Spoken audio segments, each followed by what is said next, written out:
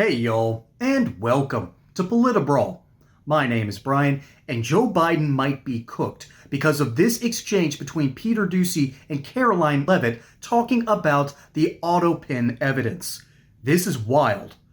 Let's dive in. It's a good idea, and I'll pass it along to them. Peter. Thank you, Caroline. When you look at these last-minute Biden pardons, the big ones, Biden siblings, Fauci, January 6th committee. That's right. Most of the big ones have the same very neat signature. We would expect that probably to be the autopen.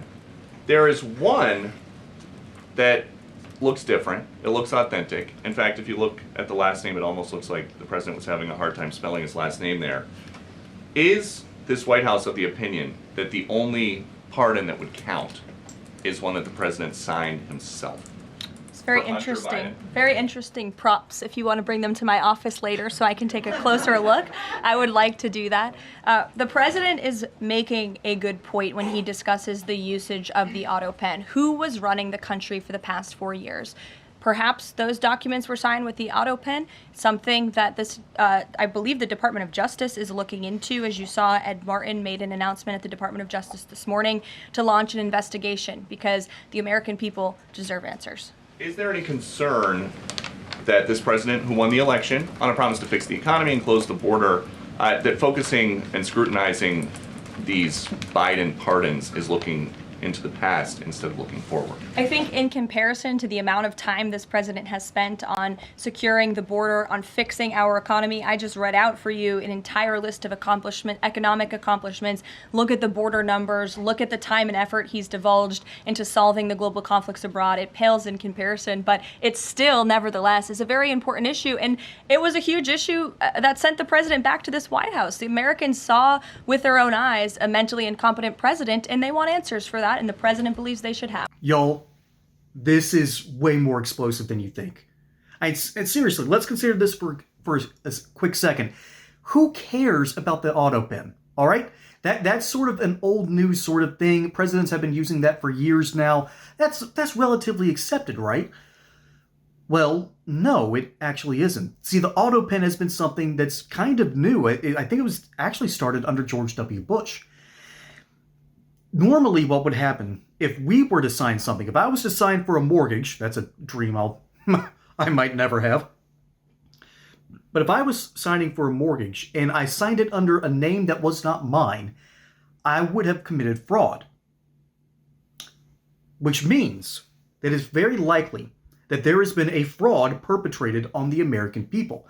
We've kind of known this. And we've known this ever since Joe Biden fell off his bicycle that time in New Jersey. Something is wrong with the president. We saw him literally fall up the stairs. We watched him go from a nearly tough guy in right around 2020 to having this weird unnatural gait, which means this weird unnatural walk where he looked like a rooster. And that can happen when you're that tall. Joe Biden is one of the taller presidents. But that was just unnatural. We knew something was wrong, and then it was clear for the American people to see in the 2024 presidential debate. And that's when Barack Obama had to literally pull Joe aside and get him away from something called the Politburo. That was the group of people that was actually running the White House. That included Jill Biden and her staff.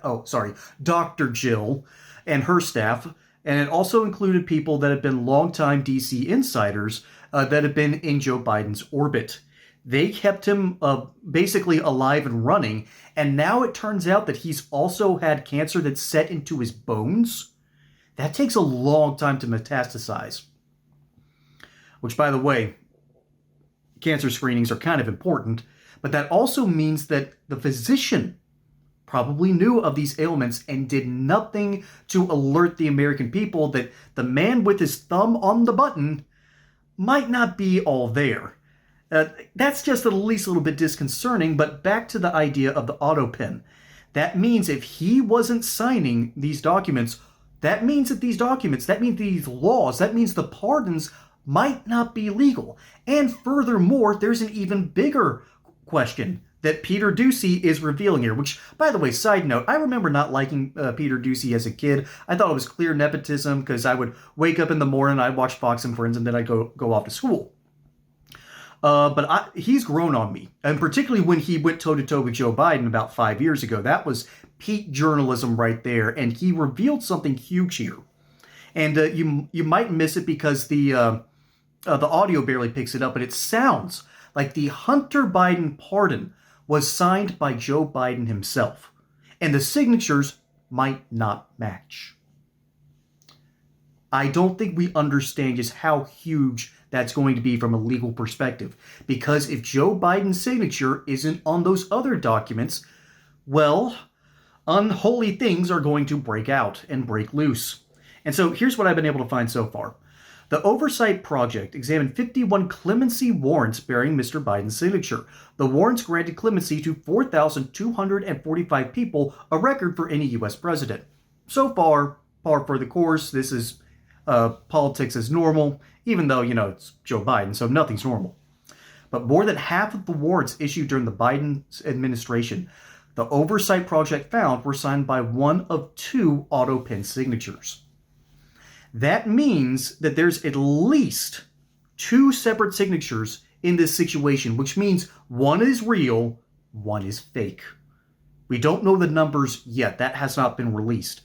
But if there's a whole lot of pardons that don't work, you don't understand how much fun this is going to be. And I'm not giving an evil laugh here because, that's going to be great for the channel. That's going to be great for the American people. That's great for getting justice for something that has been foisted upon the American people. A fraud to crown all frauds. Granted, I think the biggest one was the lie of the Garden of Eden. You will know the difference between good and evil, and you'll be like God. That has not turned out well for us. But the truth is something that should set you free, and the American people have not been used to that principle in a long, long time. For instance, the Watergate scandal. The reason that was so scandalous was because presidents weren't supposed to act like this. At the time, the CIA was on everyone's bottom tier list to dump on because they had screwed so much up, they had been caught with their hands in the cookie jar, and now a president is doing this? That's why he resigned, and that's why there was going to be an impeachment. However, 25 years later, there's a case of perjury where Bill Clinton lied to Congress, lied under oath. That's something that should have got him impeached. But because it was Newt Gingrich, and literally anyone else could have done this but Newt Gingrich, because of all the skeletons in his closets and his own infidelity, the American people weren't buying it. And so the Democrat Party felt like it was just enough leeway for them not to vote and go forward on this very righteous impeachment. Well, now we've had another case of fraudulent impeachment happen to Donald Trump himself. We are not used to justice here in America anymore. And pursuing this line, going after these pardons because of a failure of Joe Biden himself to actually write this out, I think that goes a long way to restoring faith with the American people.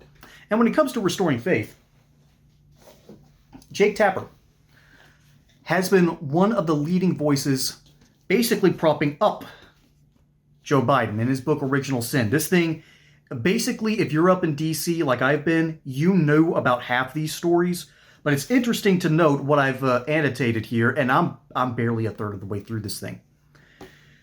But we know they were lying. They knew that we knew they were lying. We knew that they knew that we knew they were lying. And yet the lying continues. Funnily enough, that book is also not the bestseller it deserves to be because we tend to already know these stories because we believed what we saw. Now we have an opportunity to look into whether or not Joe Biden was actually making the laws. This is important for the American people. This is important for the truth. And this is important for us to heal as a nation from a president who could barely manage to make it through a single speech. This was not fair to America. And so looking into these pardons, this is probably a good step forward. But let me know what you think down in the comments below. My name is Brian. Hope you enjoyed that segment here on Politibrawl. Don't forget to like and subscribe. Catch you on the next one. Until then, y'all have a good one.